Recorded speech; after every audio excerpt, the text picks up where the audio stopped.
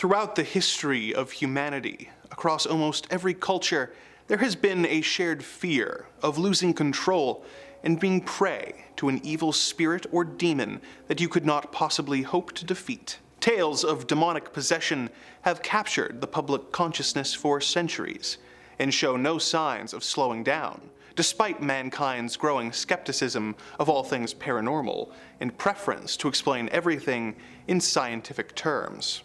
Whether you are a believer or not, there are certain demons that are so terrifying that it is simply not worth taking the risk of interacting with them. Hello, I'm Andrew Boyd, and after spending months trapped in this evil dark void dimension, being forced to make mindless content by the demonic forces that trapped me here, I feel that I have accumulated enough information on evil to tell you with some authority about the top 5 scary demons you should pray you never summon. Let us begin our journey together through the various levels of the infernal. Number 5, the Incubus. One of the more taboo evil demons on this list is the Incubus, the male equivalent to a succubus. While a succubus is known for seducing sleeping men in order to impregnate themselves with ghostly children, the incubus comes into a woman's bed while she is asleep and impregnates her. She then carries the baby to term, giving birth to deformed witches, wizards, or demons. Not all of these offspring become evil, however, with the first legend of a wizard being fathered by an incubus actually being the legendary wizard who served King Arthur during the days of Camelot, Merlin. In the late 1400s, demonology text Malleus Maleficarum by the German Catholic clergyman Heinrich Kramer, the author talks about incubi and states that there are 5 ways to get rid of them: moving the afflicted woman to a different location, exorcism, sacramental confession, the sign of the cross, or excommunication of the attacking entity, which even the book itself admits is basically just another term for exorcism. If we are to believe Kramer's account, then incubi seem to be relatively easy demons to get rid of, being subject to all the usual tricks of the exorcist trade, and being able to be shaken by simply moving.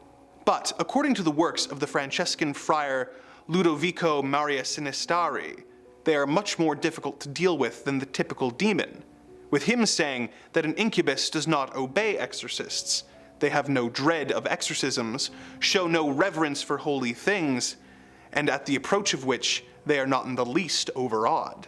If this is true, then getting rid of an incubus could be a deeply traumatic and maybe even impossible task. Because we do not know which description of their strengths and weaknesses is the more accurate one, it is probably best to simply avoid any situations or rituals that could result in the summoning of an incubus, no matter how long of a dry spell you are dealing with, or how desperate you are becoming. Number 4, Mephistopheles. Mephistopheles, or Mephisto to his friends, is a demon who features prominently in German folklore. Although he has since become somewhat of a stock character, he is primarily known for the role he plays in the Faust legend. The Faust legend is inspired by the life of a real alchemist, astrologer, and magician named Johann Georg Faust, who lived in Germany during the late 1400s and early 1500s.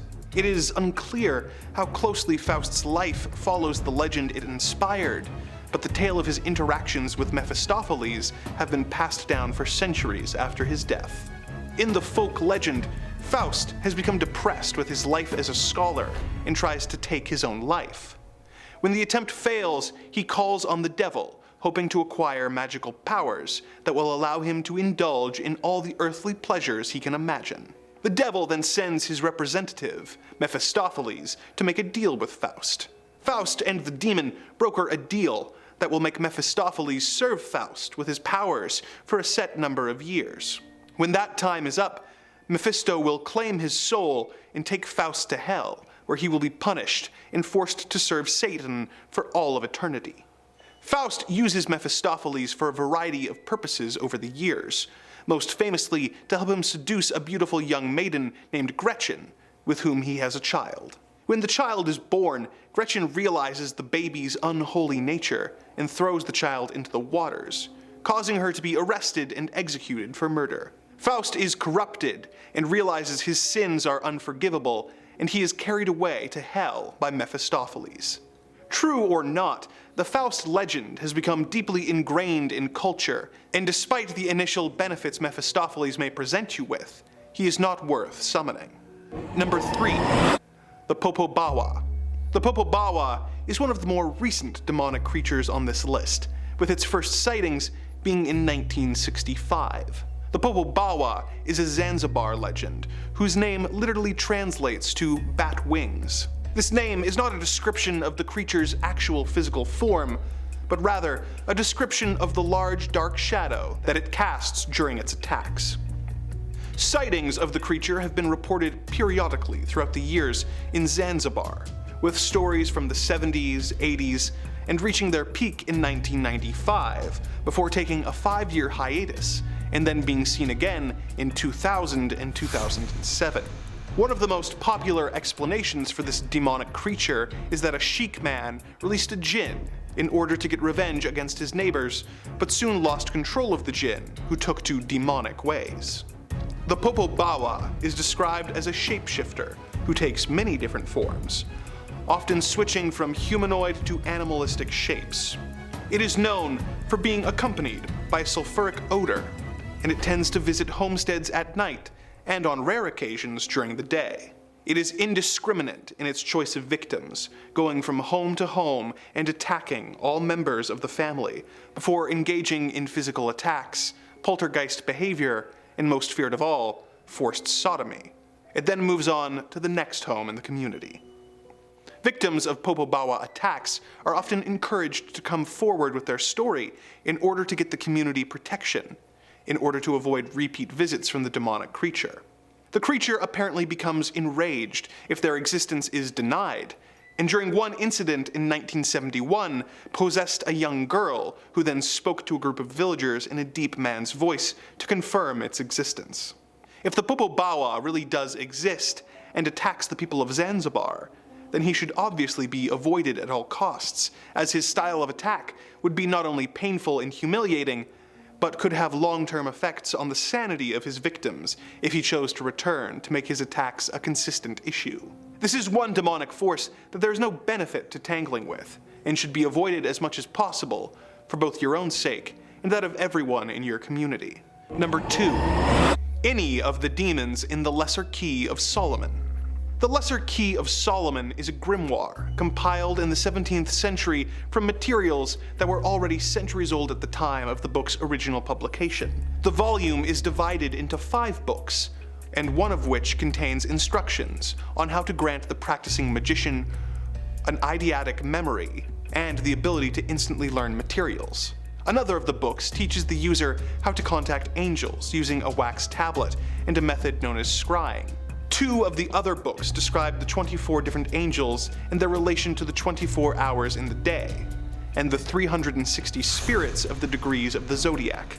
However, the Lesser Key's most famous book is known as Ars Goetia, which contains 72 sigils, each representing a different demon, as well as instructions on how to summon the 72 demons and even how to control them. Before you go searching for a copy at Barnes & Noble, consider the following. The Lesser Key of Solomon is apparently a cursed book, with anyone who owns a copy of it reportedly being subject to constant bad luck, or in some cases even death. Some owners of the book have reported seeing the pages turning by themselves and even flying across the room, while hearing whispers and seeing dark shadow people.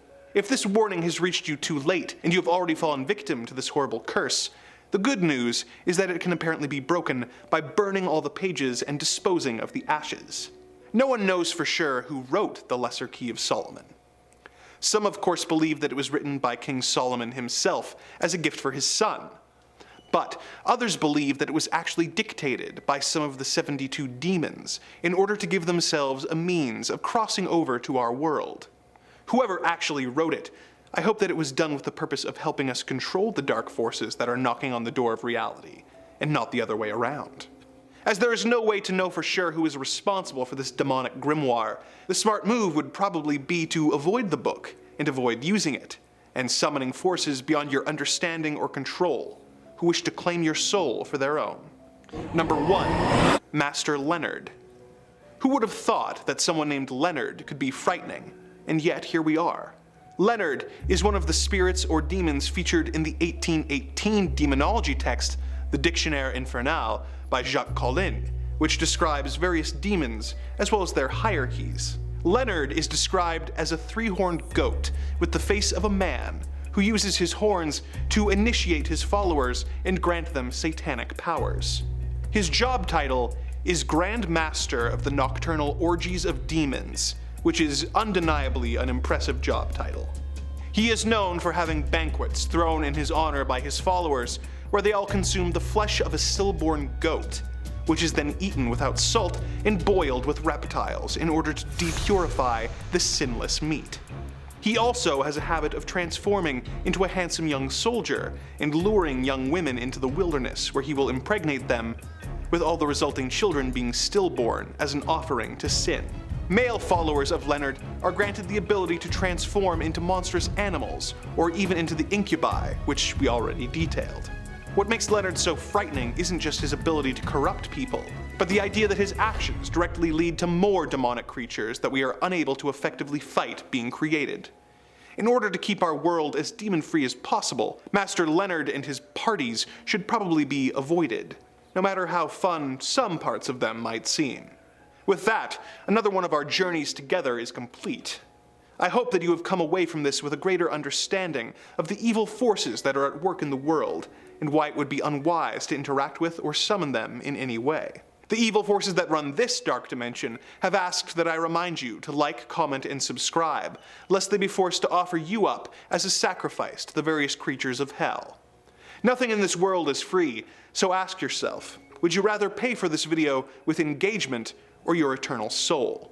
I'm off to try and find a way back to my home dimension before the voices try and convince me to set fire to any more victims of the void. But should I fail, perhaps we will meet again soon, and I can regale you with more tales of the macabre and the disturbing here on Top 5 Scary Videos.